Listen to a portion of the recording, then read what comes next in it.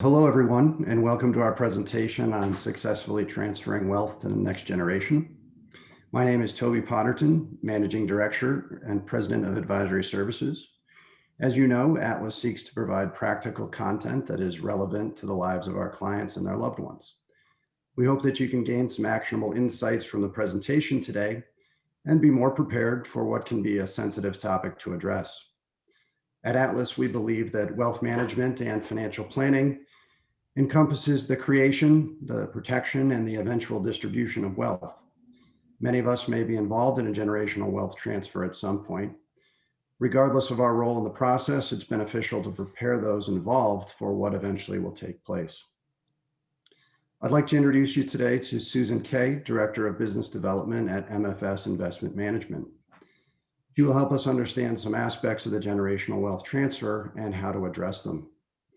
With more than 31 years of experience in the financial services industry, Susan is frequently invited to speak on a variety of topics ranging from building and protecting the accumulated wealth to handling the challenges presented by estate planning issues, such as caring for aging parents, teaching families about philanthropy, and legacy planning. She has a track record of successfully translating complex concepts into everyday terms. So Susan, I will turn it over to you. Terrific. Thanks, Toby, and welcome, everybody. I'm absolutely delighted to be here with all of you today. It's a privilege for me to be able to share some of the things that I've learned in my career and in my lifetime. I think that one of the pieces that is so motivating about being on a call like this and understanding what comes next, in the United States today, over 68% of American families, when they transfer their assets to the next generation, all of those assets are gone within that generation. And 70% of the time, they're gone in the first 10 years. So I don't know about you, but I'm not working super hard to build up something that I can transfer to my 3 girls to only have them rip right through it in the first 10 years. So the question becomes, what kinds of tools and what kinds of resources can I put into your hands that'll enable you to have really, truly a definably successful transfer by whatever definition you want to use? So my commitment today is to share those tools and resources with you. I hope you have a pencil and a pad of paper out because it's going to come at you really fast. All right. With that said, let's start with the first piece, which is hard, which is obstacles to communicating really well. One of the things that I've learned through the studies that I've done is that we don't want to discuss money with our kids because we have 2 basic concerns. Number one, we actually don't want to see greed on their faces. We just don't want to see that transitional piece where they go from listening to, wait, what? Yay. We don't want to see that. The second thing that holds us back is our concern that if we disclose to our kids where the money is, what we've got, why we've done it, they won't continue to strive based on their own internal motivations, their own internal machinations. We want our kids to strive, and we're concerned that that takes that piece away from them. Well, I think it's more important that we do understand that 60% of the time transfers go bad, it's because of a complete and total lack of communication. So let's talk about that. I think that the most important thing that we can do with our adult children is impress upon them what kind of impact do I want this inheritance to make on your lives? Or starting a sentence with, here's what I'd like to see you accomplish in your lifetime with the inheritance that I leave for you. This is an alternative way of talking to them about money without actually talking about your assets. And I think it's powerful, and I think that's a sentence that's worth writing down because that's your first step, your first action step. All right, my job today is to do 2 things and 2 things only. Number one, I want to share with you the 4 reasons why transfers fail, the 4 most common reasons why transfers fail. And then I'm going to share with you 6 really strong communication tools, ideas. You guys get to pick the ones that suit your own temperament and your own personality and use the ones that you think are going to work for you. So let's get started. The 4 most common reasons why transfers fail. Number 1, kids don't have enough experience managing money. You and I, we spend an inordinate amount of time preparing our assets for our children, but we spend very little time preparing our children to take receipt of those assets. Kids don't automatically know how to manage or handle a larger than what they're used to influx of money. They are going to do, Yahoo, I won the lottery. But then right after that, they're going to kind of reel it back in and go, oh my gosh, what do I do? So one of the best things that we can do is try and be as transparent as humanly possible with them.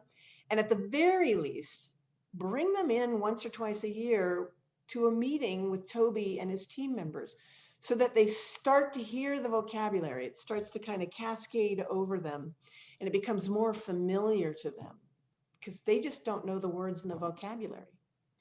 The second most common reason why transfers fail is that kids will always fight over what they perceive as unfair. Let me give you a great example. I know that most of you are very familiar with the wonderful musical artist Aretha Franklin. Well, she passed away 2 years ago. Prior to her passing away, her 4 sons lived in complete harmony with themselves and with her. But when she died, unfortunately, they found a copy of her will underneath the couch cushion in the living room. But then they found another copy in the freezer box. And they found the third copy in a drawer in the bathroom. Now, what makes it complicated is they all said different things. So now you've got 4 sons that are getting messaging from 3 different places. And each of them, of course, wants the one that benefits them the most. Who gets the gold-plated Mercedes-Benz? Who gets, the statues from the awards she's won on the Grammys? This is a classic, albeit entertaining, example of where a lack of communication with our kids causes more problems than anything else. Her sons, as a matter of fact, are now fighting over her competency to have even written a will. So that's going to be a long undoing. Kids will fight over what they perceive to be as unfair. So a couple of tools for you. First, and I'm sure most of you have already done this with Toby and his team, you want to make sure that you've set up not only a will, but a trust, a family trust that clearly states out what all of your intentions are. Second thing I would do is recommend 2 things. One, you can always sit down and just write. Just explain yourself in writing. Make it as clear as humanly possible. Give it to a third party to hold on to. But another interesting thing that you can do is something I saw done in Kansas City 3 years ago. There was a court case where the 3 children were contesting the trust and what was written in the trust. They thought that things were divided unfairly. But interestingly enough, the father was really, really smart. And before he passed away, he took his iPhone and he put it on a tripod and he sat down in front of that tripod with his living trust in front of him. And he simply expressed in his own words everything that he wanted to see happen with the inheritance as it transferred. And he made sure that everything he said matched the trust. So he gave it to his attorney. So when it actually did end up going to court, the attorney entered it into evidence. The judge reviewed it. No, it's not a legal document, but because it literally followed everything in the trust, and he got to see this man express what he wanted to see accomplished, it was a slam dunk. He said, we're not breaking the trust. This is exactly what your father wanted. So communicating is so important. I can't impress that upon you enough. And you can do it both verbally, in writing, on a video, lots of different ways. You can't communicate too much. The third most common reason why transfers fail, kids will fight over the timing of distributions. Let me walk you through this because this is probably the most crucial point that I make. All of us want to name our strongest child as the trustee. We need to stop doing that. We need to stop naming our children as trustees completely, because that is the quickest way you will create a lack of harmony in your family. Because you're going to have one kid who's all set, who's the trustee, they're comfortable, they're walking through it. Then you have perhaps one of the children who's maybe less financially set, They're going to come to Susan. They're going to say, Susan, so when do I get the money? And I'm going to say, well, in about a year. It takes a while to unfold all of these things. 30 days later, they're going to come back and say, well, can I have a piece of it now? And you can just credit me for it later. And the answer is going to be, I can't do that because we need to put everything in the estate plan in place. 30 days later, they're going to come right back at me. And that's exactly what happens in these families. Do not name your children as the distribution officer or the trustee of the estate. We, as a country, we need to stop doing that. You need to name either your attorney or best friend of the family or an aunt or an uncle, but not your children. Don't create a situation where they're going to have conversations about money. It's a loss leader for you. The fourth most common reason why transfers fail is kids will always fight over the family home or the family cottage on the lake. We think that leaving our home to our children, they'll figure it out. They'll sort through it. Okay, that's just not going to happen. Or we figure we've got this great family house up on Lake Tahoe in California, and I'm going to leave it to the kids, and they're going to take their kids, and then the next generation is going to take their kids, and it's just going to go on happily in perpetuity. Okay, that's not going to happen either without some controls in place. Let me give you a perfect example. My best friend, Patty, her family had a house up in Lake Tahoe. There's 3 kids. The last of her parents died last year. So one of the kids says, okay, let's remodel the bathrooms. They're all 75 years old. They need work. And I can tell you they actually do need to be remodeled. However, one of the kids says, I can't contribute to that. I can't afford that. Next thing that comes up is scheduling for the summer. The summer's coming up. What they've done in the past is they pick alternate third weekends. And the brother says, I don't think we should schedule ahead of time. Let's just play it by ear. Well, I don't think any of us thinks that's a good idea. And then the third child is moving to New York and doesn't want anything to do with the house, the cottage, and wants to be bought out. That's a problem. So I understand that when you transfer real property like this to your kids, you have this vision. But if you want that vision to last, you've got to put structures in place for it to be able to have perpetuity. So the book I would recommend to you is called Saving the Family Cottage. It could just as easily have been named Saving the Family House, if it's your house that you're passing on to your kids. It's produced by Nolo Press, N-O-L-O, Nolo Press.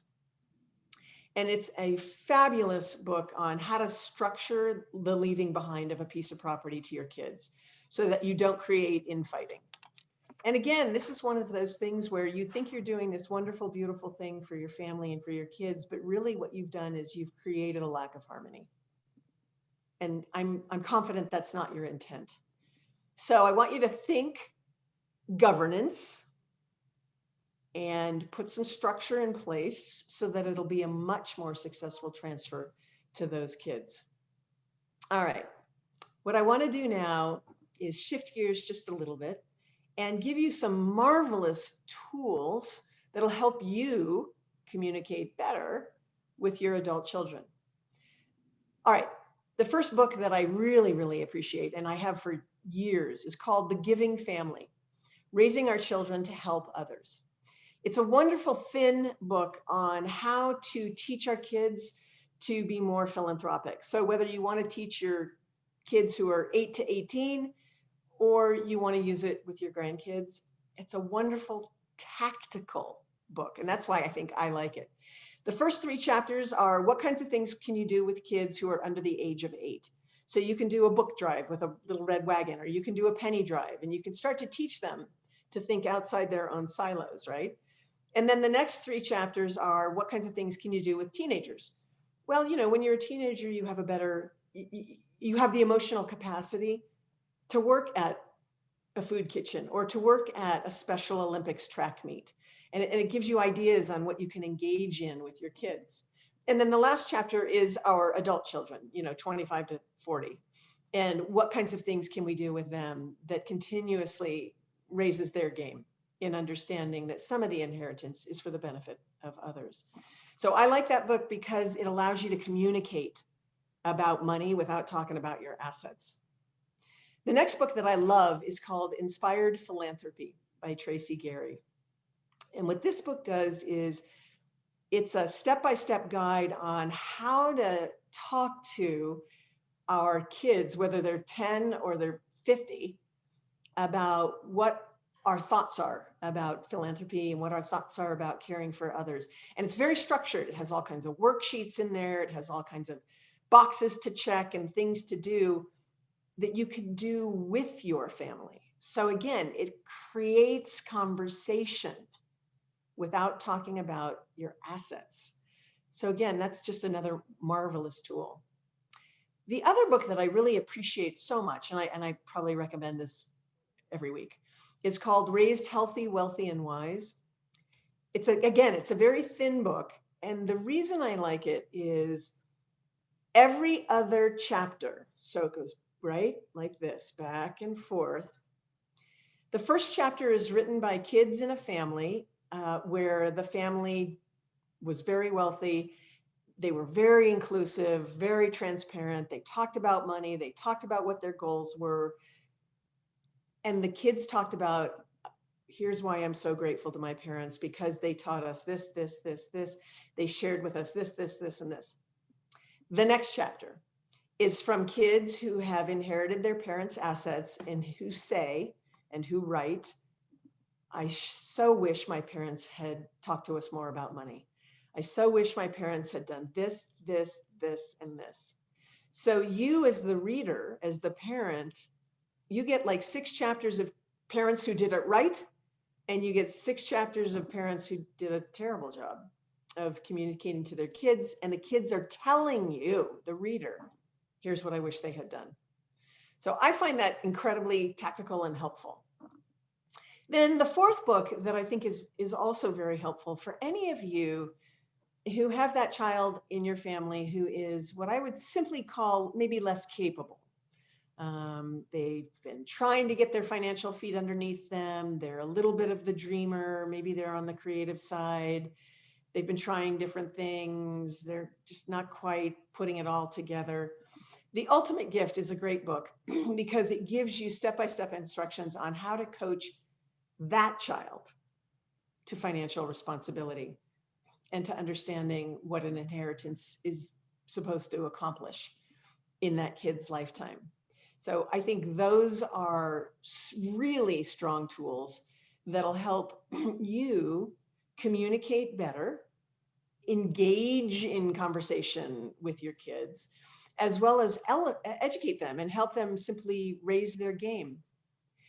Toby, I'm going to bet that you've run into these kinds of conversations with your clients multiple times over your entire career.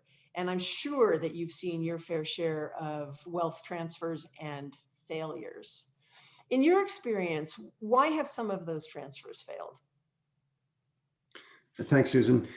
There can be quite a number of reasons, but one of the things that we find is that when it comes to heirs and beneficiaries, and I think this relates to your comments about the distribution officer, not everyone is in our business or even has an understanding of what might be taking place. And facing the costs and expenses in that process and determining which of those estate expenses are worthwhile can be very challenging and lead to some strife. However, paying certain professionals can be money very well spent versus the do-it-yourself route. And an estate attorney, an accountant, a financial advisor, et cetera, can be very, very helpful. If we don't handle those things properly, the alternative can be very costly mistakes, essentially leading to less value to transfer, and that's not good for anyone. So that's one of the things that I think is a real challenge for people who don't deal with this normally. And of course, that's very, very few. Yeah, no, that's a really strong point. I can't tell you how many of my own friends and peers have not taken the time to, properly set up everything and put it in place with the attorneys, the financial advisor, and the CPAs. And they keep saying, yeah, I'm going to get to it. I'm going to get to it. And as we all know, that doesn't always happen as smoothly as you need it to. Mm-hmm. All right, let me share some other great ways to interact with that next generation or generations. I'm going to give you again some tools, so I hope you've got a pencil. All right, 6 ways to interact with that next generation to create successful transfers. Number 1, Bring your kids in for an annual review with Toby and his team once a year. As I said earlier, allow them the opportunity to have the vocabulary be around them. Allow them to get used to words like dollar cost averaging and diversification and the equity market and things like that, because they just don't have the experience that you think they do when they take that transfer of wealth. The second tool that I would share with you is a fabulous website called moneysavvy.com. It's all one word, moneysavvy.com. And I love this website because on this website, they've broken it down into 3 age groups. So it's under 8, then it's young teenagers, and then it's off to college. And in each section, they give you tools, like real tangible tools. So let's see. In the section 8 and under, they have this beautiful big piggy bank, twice the size of a football, plastic, and it's already pre-divided into 4 categories: spending, saving, investing, donations. So right out of the gate, with a small child who's getting coins in their allowance, they can start to see that there's 4 important places where money goes. They have coloring books and other things, DVDs in that age group as well. In the next age group section, one of the pieces that I so greatly appreciate, so I'm going to rhetorically ask you this question because I can't hear you. How many of you remember the old-fashioned savings passbook, right? They sell those on that website. $6, you can buy a savings passbook. When you first start to give your child or your grandchild an allowance and you start to give them money, whether that's electronically or by hand, have them use the savings passbook. We all learn by writing. So if they get, $10 for the month for allowance, they put it in the book. And as they start to spend that money, they just subtract it.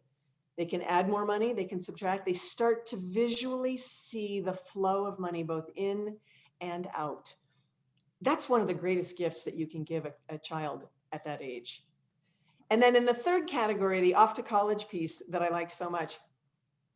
Again, I don't know how many of you have actually sent kids off to college, but I've sent 3. And the first one was the hardest because I didn't actually know how much pizza and beer money do I give them each month. I don't know what that is. Is it $125? Is it $200? Who knows? So one of the tools that they have on this website that's so fantastic is they have a off to college budget workbook. It's a tangible piece. And you can literally send them off to college with it and tell them, I'm going to give you whatever it is, $125 a month for whatever it is you need. Toothbrush, ice cream, movie tickets, write everything down. And when you come home at Christmas this year, I want to go over it with you. And let's see if I've given you enough or not enough. And let's make some decisions on where you're spending that money. Now, I want you to think about this for just a second, because this is really the key. Imagine your child or grandchild getting out of college and having had 4 years of understanding what a budget is. That's probably the greatest gift that you can give them. They will graduate and understand when that first paycheck comes, what's a budget and how do I manage that? All right. Another tool that I greatly value is this piece right here called Philanthropic Giving Made Easy. And I love this piece because, again, it's all about conversation and communication.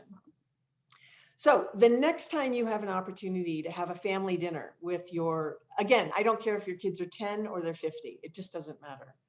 And I will also, side note, I would say that the month of November, Thanksgiving, is actually a really great time to use this piece with everybody at the table, but you can use it anytime during the year. And what I want you to do is you take this worksheet, you can get this from Lonnie and Toby and the team, you fill it out. Where's all the different places that you make donations?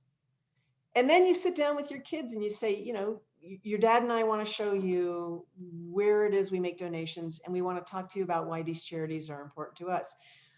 The more stories you tell about the charities that you've chosen, the more it sticks with these kids, the more emotionally connected they are to the plan. And they start to understand that the money that you earn is not all about and for them. It's also for others. But what you'll find, because I get so much feedback on this form, what you'll find is that it opens up conversations about money. They'll ask you 100 different questions. They're not going to ask you how much money do you have, or some smart aleck might, but they're going to ask you more questions about, well, how did you decide how much money to give away? And how did you decide, and at what age did you decide to start giving money away? And are these things that you want me to continue doing? And with whatever portions left over after you're giving, what do you want to see me do with it? It's just an awesome conversation starter for you guys to use. It's simply a tool to open up great communication. So that's a wonderful piece for you guys to take advantage of.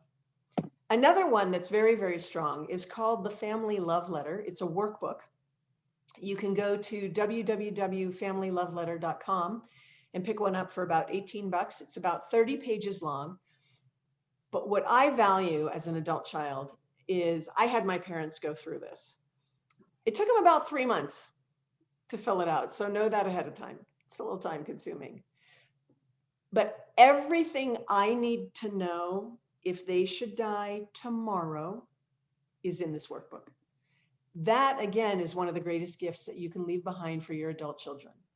You have the opportunity to write down everything of importance. So yes, who's your attorney, your accountant, your CPA, your insurance agent, all those people, but it asks you other more thought-provoking questions. Do I have a loan payable to a brother or a sister of mine who might come after you for that money? Medical assets, passwords and locators. Actually, one of the best pieces in this workbook is called the Document Locator. It lists the top 30 legal documents that any of us as a family might use. And what you do is simply write down in the blank, where is it? If any of you have ever gone through the marathon of settling an estate, you know how hard it is to find the documents that you need. So one of the great gifts is just write down where it is. You don't have to include it in the workbook, just tell me where to go get it. And then at the end, it allows you to do what's called an ethical will. And it asks 3 questions that you get to sit down and kind of answer for your kids. Close the workbook, put it in a safety deposit box, give it to your best friend, give it to your trustee. But everything they need will be in one place, which is spectacular. All right, another quick idea that I would share with you. One of the other things that you can do for a child or for a grandchild is open up an account, but have them present. If you're going to open up a trust for a child or a grandchild, or you're going to help them with a savings plan or any one of those kinds of things, bring them into Toby's office. Again, let them see what it's like. I mean, they know what it's like to go to a dentist, right? They know what it's like to go to a doctor. Make it easy for them to understand what it's like to walk into a financial advisor's office and what that feels like. So anytime you open an account for a child or a grandchild, I don't care what their age is, bring them with you. And then the last great interactive idea, a great way to communicate with kids and with grandkids, is to understand what a Roth IRA is and to be able to give something like that to a child or to a grandchild. I'll give you a quick example, and Toby and his team can go into more depth. You've got a son, his name is Pete, he's turned 16, he wants to buy a car, so he gets a summer job lifeguarding. He works really hard, he saves $1,000. Now he's about ready to go buy a car. One of the things that you can do for Pete is tell him, listen, for all the money you've saved, you spend that on your car, but I will match that earnings and put it into a Roth IRA retirement account for you. Now, at first blush, you're thinking, I'm writing my kid $1,000 check.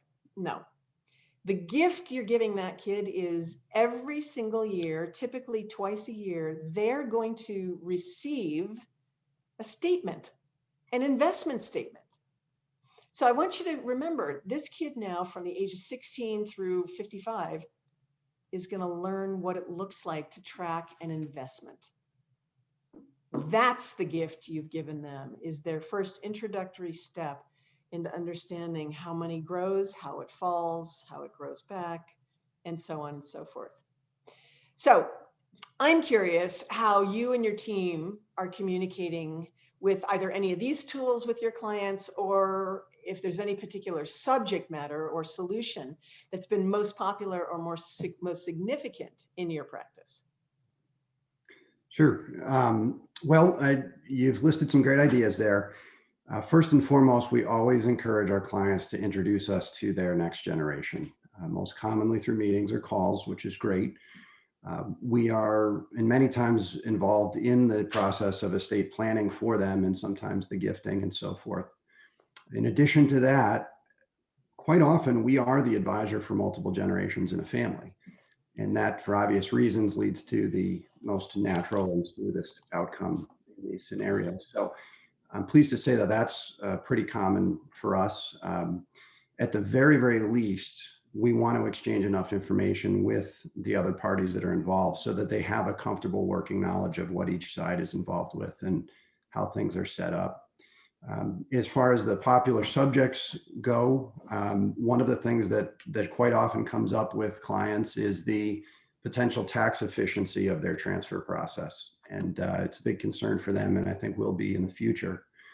Another concern, and you touched on this a little bit before, is those people that will be involved and whether or not they may be well equipped to handle their inheritance.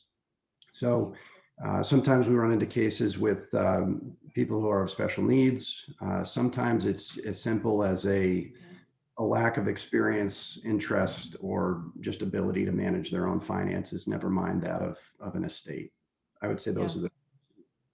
No, I would agree with you. Those were very strong rationale. I would agree. I think one of the things you said that I like the best, though, is you work with the next generation, and those families allow for transparency. And I think that makes the strongest adult kids of all.